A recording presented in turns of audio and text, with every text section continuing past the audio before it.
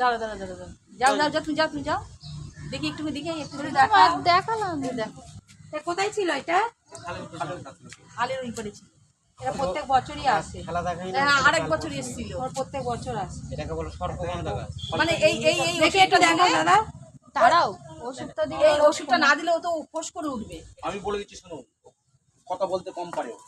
শিকড়টা হচ্ছে সর্পগন্ধা গাছ, আপনারা বিজ্ঞান বই পড়েছেন, হ্যাঁ হ্যাঁ কার্যকারিতাও লেখা আছে। হ্যাঁ আমরা রাখি কেন? পাড়ার লোকরা ক্লাবের ছেলেরা আবদার করে দেখা মানে গাছের সাহায্যে দেখানো যায়। এটা আয়ুর্বেদিক ওষুধ হয়।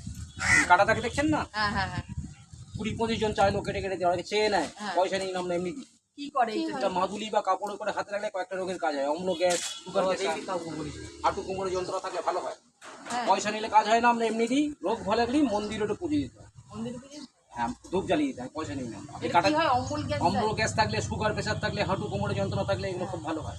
ভালো হয় পয়সা লাগে না, কি করতে হবে কি করতে হবে মাদুলি করে মাদুলি করে আর হাতে বাঁধতে হবে, আর কোনো নিয়ম নেই। আচ্ছা দাও দেখি দেখিয়ে দে, পোস্তা দাও। দিদি আছে দেখা হচ্ছে, ভালো করে দেখিয়ে দে। হ্যাঁ হ্যাঁ বুঝিস হ্যাঁ